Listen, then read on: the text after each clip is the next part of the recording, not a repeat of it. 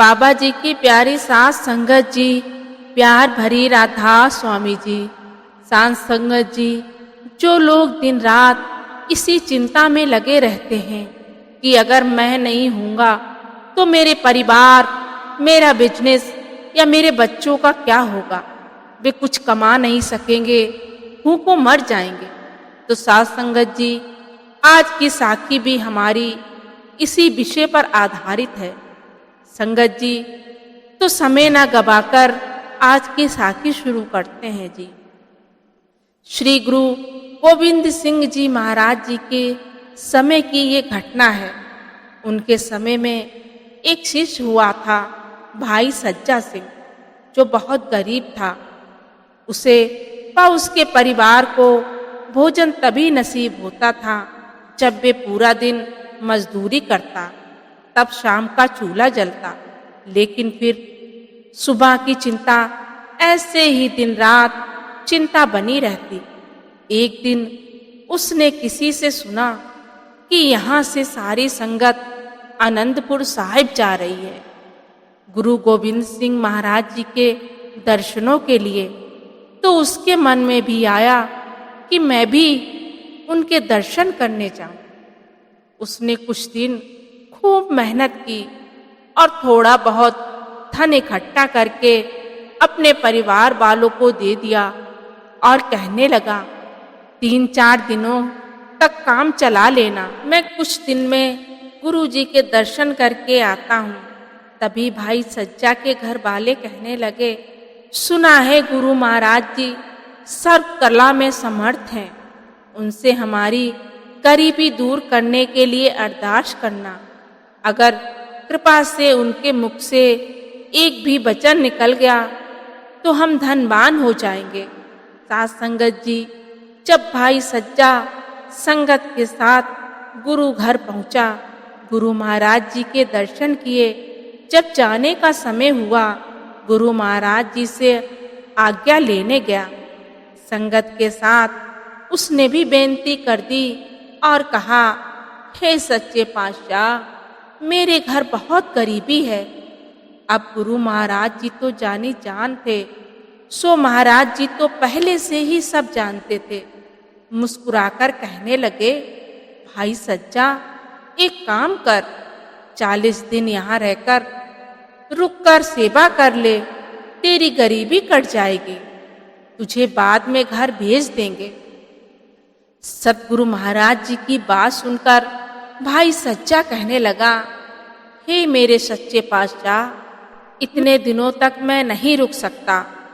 मैं कमाता हूँ तो ही मेरा परिवार खाता है, उनकी रोजी रोटी का जरिया मैं ही हूँ, इसलिए मुझे जाना ही होगा। गुरु गोविंद सिंह महाराज जी कहने लगे, वचन मान, भरोसा रख, सबकी पालना बिल्कुल मालिक निरंकार करता है, तू नहीं करता। इस पर भाई सज्जा कहने लगा, मैं नहीं मानता, मैं ही मेहनत करता हूँ तो ही रात की रोटी बनती है। अगर मैं ही नहीं जाऊँगा तो वे भोजन कहाँ से खाएंगे। तब गुरु महाराज जी कहने लगे, अच्छा 1 महीना रुक जा, 1 महीना ना सही तो 15 दिन रुक जा या 1 हफ्ता ही रुक जा। पर वो नहीं माना। आखिर में गुरु महाराज जी कहने लगे, ठीक है, जैसी तेरी मर्जी, पर मेरा एक काम तो करेगा। ये एक चिट्ठी है, तुझे देता हूँ, इसे रास्ते में हमारा सिख प्रेमी पीर बुद्धि शाह जी रहते हैं, उन्हें दे देना। भाई सज्जा कहने लगा, महाराज जी, इतना तो मैं कर ही दूंगा। गुरु गोविंद सिंह महाराज जी ने चिट्ठी में कुछ लिखा और फिर चिट्ठी भाई सज्जा को दे दी। अब भाई सज्जा चिट्ठी लेकर पीर बुद्धे शाह के पास पहुंच गया। चिट्ठी दे दी। बुद्धे शाह ने पहले चिट्ठी को माथे से लगाया और पढ़ा। तुरंत अपने पहरेदारों से कहा कि इसे बंदी बना लो। भाई सज्जा ये देखकर हैरान हुआ कि मैं तो गुरु महाराज जी का संदेशा लेकर आया हूँ और आपने मुझे ही बंदी बना रहे हैं। तो पीर बुद्धे शाह कहने लगे, ऐसा इस चिट्ठी में लिखा है। गुरु महाराज जी ने कहा है कि इसे 6 महीनों तक मत जाने देना। अगर ये खुशी से रुके तो खुशी से रोकना, अगर ना माने तो जबरदस्ती इसे कैद करके रखना। जब 6 महीने हो जाएं तो इसे छोड़ देना। अब भाई सज्जा कैद होकर गुरु साहिब को गालियां देने लगा कि कैसा गुरु है जिसने अपने सिख से कहकर कमरे में कैद करवा दिया। अब भाई सज्जा रोए, चिल्लाए कि मेरा परिवार भटक जाएगा, मेरे पत्नी बच्चे भूखे मर जाएंगे, मुझे छोड़ दो। लेकिन जो गुरु का सच्चा सिख होता है वे अपने सतगुरु के भाने में रहता है, उसके हुक्म में रहता है। ऐसे ही पीर बुद्धे शाह थे जो अपने मुर्शिद के हुक्म की तामील कर रहे थे। लेकिन भाई सज्जा तो गुरु पर विश्वास ही नहीं करता था, इसलिए उसे रोते रोते पूरे 6 महीने बीत गए। 6 महीने पूरे होते ही पीर बुद्धे शाह कहने लगे, भाई सज्जा जा, अपने घर जा। इस पर भाई सज्जा कहने लगा, कहाँ जाऊं, अब तो ना घर होगा, ना बीबी, ना बच्चे होंगे, सब भूखे प्यासे मर गए होंगे या कहीं दूसरी जगह चले गए होंगे, अब तो कुछ भी नहीं बचा होगा। भाई सज्जा की बात सुनकर पीर बुद्धे शाह कहने लगे, गुरु महाराज पर भरोसा रख, सब अच्छा ही अच्छा होगा।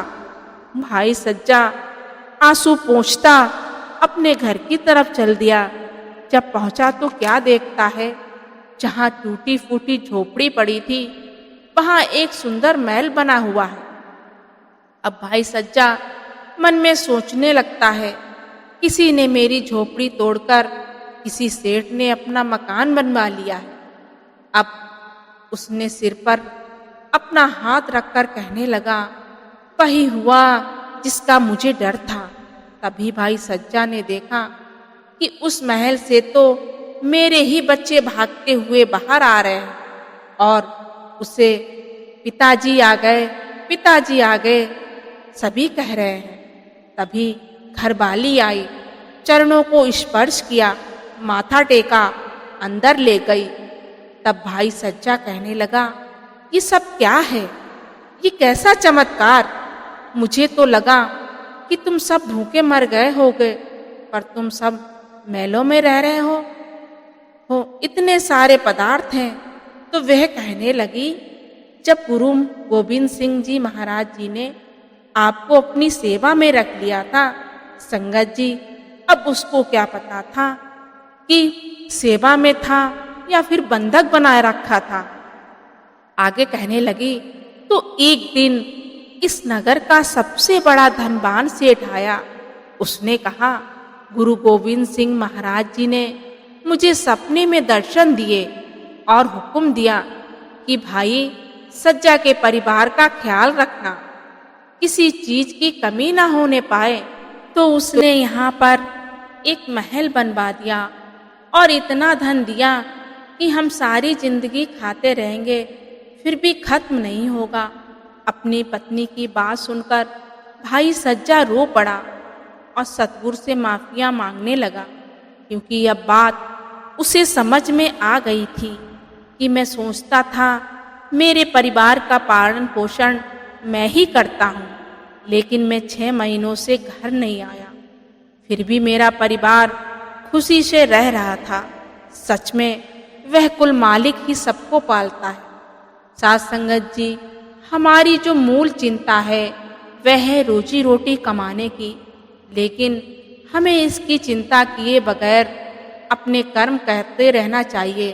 तभी तो बाबा जी हमेशा फरमाते हैं कि 84 लाख जोनियों में सबसे श्रेष्ठ इंसान की जोनी है।